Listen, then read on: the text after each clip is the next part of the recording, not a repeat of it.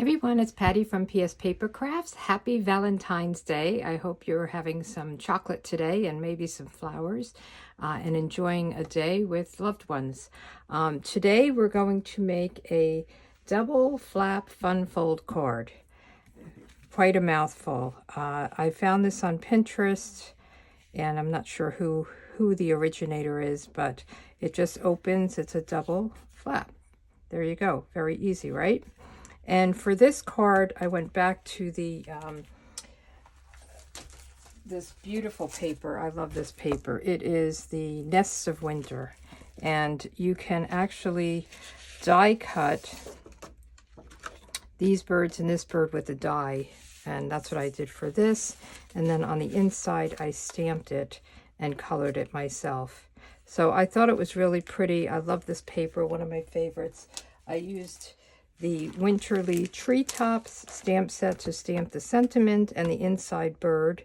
And then I used the dies that come with it to die cut the front bird. And I used the Stylish Shapes, the largest circle, to die cut the circle here. And then I decided, I think there's this pecan pie. I used it for the branch on the inside of the card. I think it's in here. So I decided to use these pecan pie and clear ribboned adhesive back dots. Everything has such a long name. So I put some here. So I thought it was pretty. I like this style. I love birds, so this is right up my alley. We are going to make the same design, but we're going to use different paper. This was for my last month, the retreat that I did with Anne Barillo, and we had so much fun, and I have, a bunch of leftover. So this paper, this is the Wildflower Birthday. It's really cool because it has different papers. So pretty.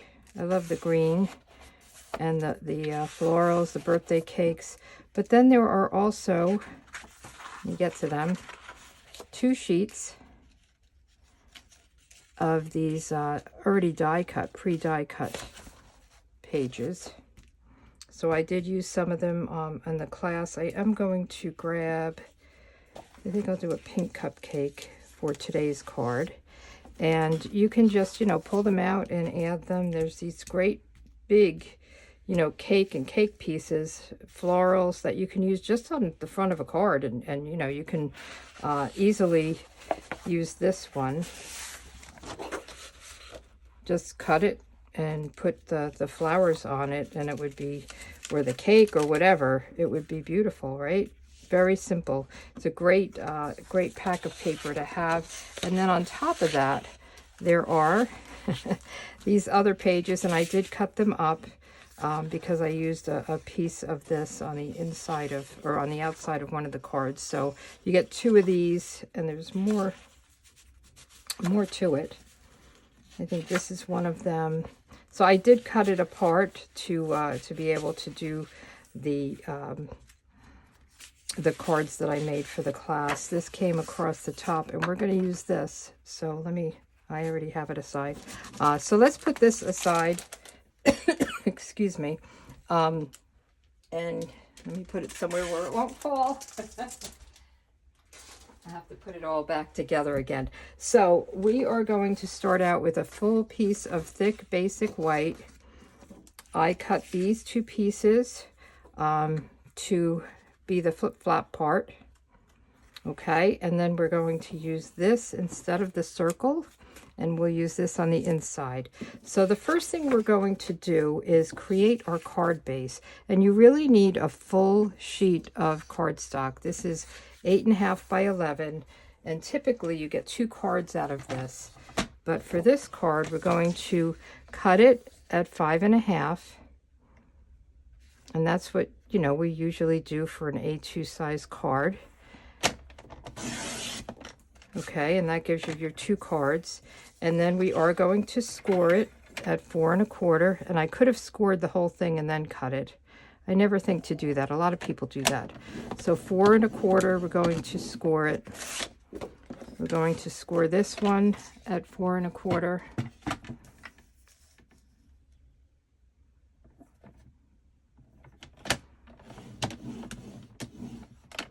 Okay, and then let's put this just aside. We are going to use it again. I want to burnish these with my bone folder. And you can use any color. I chose white. You're not going to see the card base on the front of the card because you're going to cover the whole thing. And then this one, we'll do the same thing. Let's make sure it's lined up right.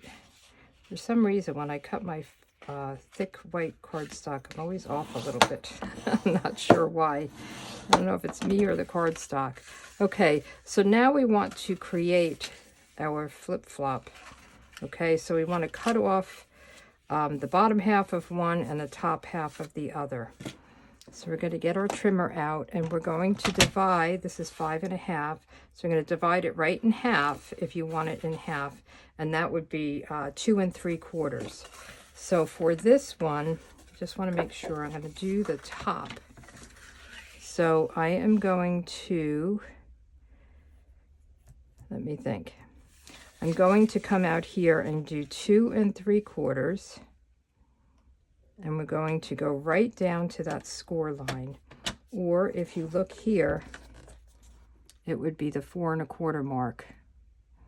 So whatever makes it easier for you, make sure it's lined up across here. And we're just going to come down right to that score line. Okay, and I want to cut off the bottom because I want the top to be the top flap. You could also turn it over. I'm going to just come right down there. Okay, so now we have the top flap here, and then we're going to do the bottom. So let's think through. We want to cut it this way so that when it opens. Now, if you want to do it upside down, you can do it and then just fold it back.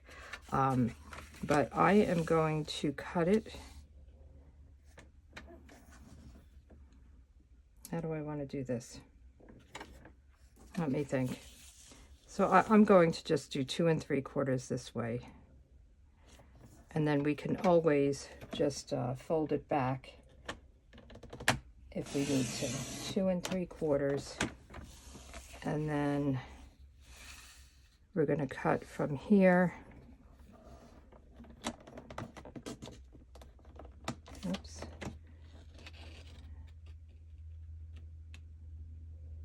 Two and 3/4. I need a new blade. I ordered new blades and I didn't get them yet, so I feel like it's a little bit rough. So I am going to do it this way. Okay, so don't worry if you don't have your card lined up the right way. You can just flip it back if you need to. But the idea is that you have a top and a bottom piece. So we can put this away. And I need a new blade, so I have this roughness here. I think I'm just going to snip that. I have it ordered, so I have them, but I can't find them. Did you ever do that? You put something away and then you can't find it anymore. So I just want to get these kind of edges. And once I get my new blade, I won't have this problem anymore. So the blades in our, you can get the scoring blade and the cutting blade. They don't last forever. They last a long time. And I make cards every day, so I go through them probably faster than most. So this is how it's going to lay. And we're going to just adhere this just like that. Okay. So let's put, I'm going to use liquid glue with this so I have enough time to kind of move it around. And I want to make sure it's not on the fold because I want to be able to make sure the fold does actually fold. If you go too close to it, it won't lay down nicely. Okay. And this seems to be off a little bit, but I think once we put the paper down, the designer series paper will be good. It'll cover that up. So you have to cut everything exactly perfect for things to line up. And sometimes you might be off by a hair, but you can cover it with your designer series paper. So these I'll keep for scrap, and I already have these pieces cut. So we can either do it this way or this way. You can have, I guess it's the same thing. If you wanted, you could cut it and lay it so that it opens the opposite way, but this way is good. I'm going to put kind of the solid piece here and the floral piece. Not that it's solid, but it's got a kind of a, you know, easy pattern. And this will go up here. Okay, so let's put these down. I use my liquid glue. It's just the opposite side of the same paper. So I want to make sure it's lined up. I don't want it to overhang on the top because I don't want to interfere with this piece. So you want to just make sure it's covering nicely. I still have this. Let me take it off and see if I can move it over a little bit.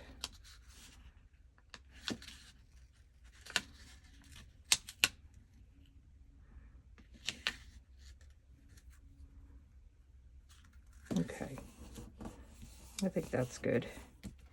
And then this piece will just cover this. And these papers are not really directional, so it doesn't matter. But if you are cutting a paper that's directional, I mean, this you have to choose whether you want it to go this way or this way, but it doesn't really matter. If it is directional, make sure you're cutting it the right way when you do your cutting. So here we go. Now, what I thought, instead of on this one I have the circle, I thought I would just cut this. I am going to get my trimmer out because I will not cut it straight, I'm sure. So I'll just put this in the track, right in the middle there. I think there must have been a piece in my track. And when I have, if I want to like just clear out my track, I'll just fold a piece of cardstock or a piece of scrap paper, and I'll just kind of pull it down, because sometimes you get some stuff in your track and it might affect it. So I think that's what happened before when I was cutting. So let's put this back, and then I'll just snip this off here. You could use your trimmer, but I think for something this small, I'll be okay. And we'll just go like this. Maybe not okay. There we go. So I thought this would be nice. We only want to put the top down. We're not going to adhere the bottom. And then I thought we would stamp on it. Hooray. So there is, let me just show you, there is the birthday celebration. There's some dies, which we're not using, but these are great if you want to do like your first birthday. It has the 1, and then the ST, your 3rd, your 90th, 92nd, whatever. So you can make a card. It's got this great kind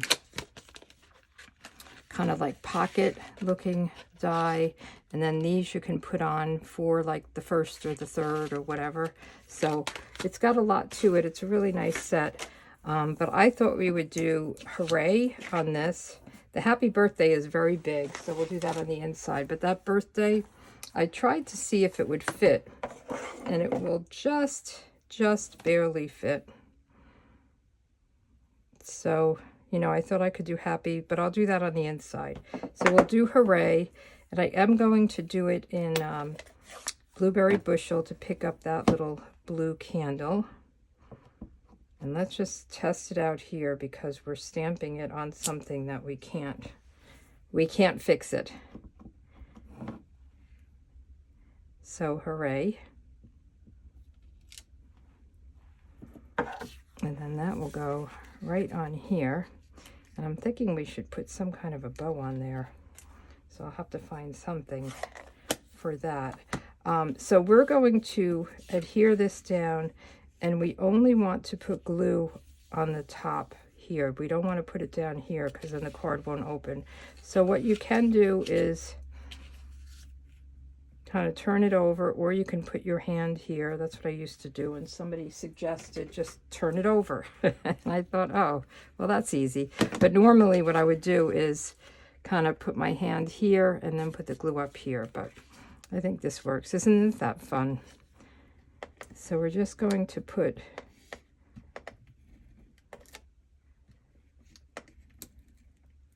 some glue up there, some Seal Plus, and make sure it's even. So make sure I have it down below. Okay. So let me get some kind of ribbon. So one of the colors in this is Pretty in Pink, and the color is on the packaging, all the colors. So I have Pretty in Pink ribbon, and I am going to just tie a bow, and then we'll add it at the top with a glue dot. So it kind of looks like a tag with a bow on top holding it there.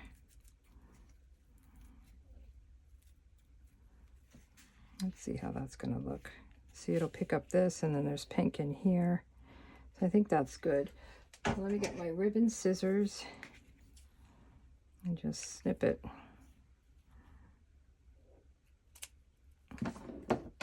Maybe make it a little bit smaller. Okay, and I'll just take a glue dot and just pull a glue dot off, put it on the back of my bow. I feel like this is a little bit longer. And we'll put this right up here. Pretty, right? Hooray. And then let's do the inside. So on the inside, I thought I would put this cupcake and do a happy birthday. So I have an inside layer, and we'll do the blueberry bushel again, and I'm going to start with birthday. I won't put that down yet until I do my stamping. I like to stamp first, just in case I make a mistake, I can turn the paper over. So let's just test that out. I'll start with birthday. It's a bigger word, right about there. I love that script. I think it's really pretty and fun. And then the happy. Oh. Okay. And the happy I'm going to put right over here. Perfect. Okay. So now we'll just put this down with some adhesive right here. Happy birthday.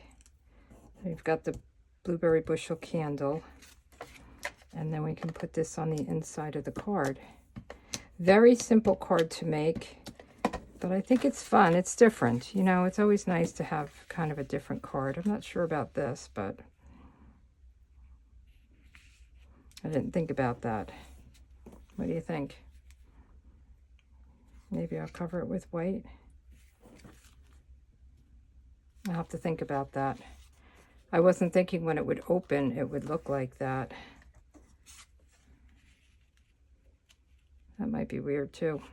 I think I'll just leave it. See, on this one, it's just the back of this, which I guess same kind of thing. But anyway, I think these are fun cards, and I hope you give it a try. So easy, such an easy card. I didn't put bling on this. I don't think we need it. I have it on this. We've got the bow.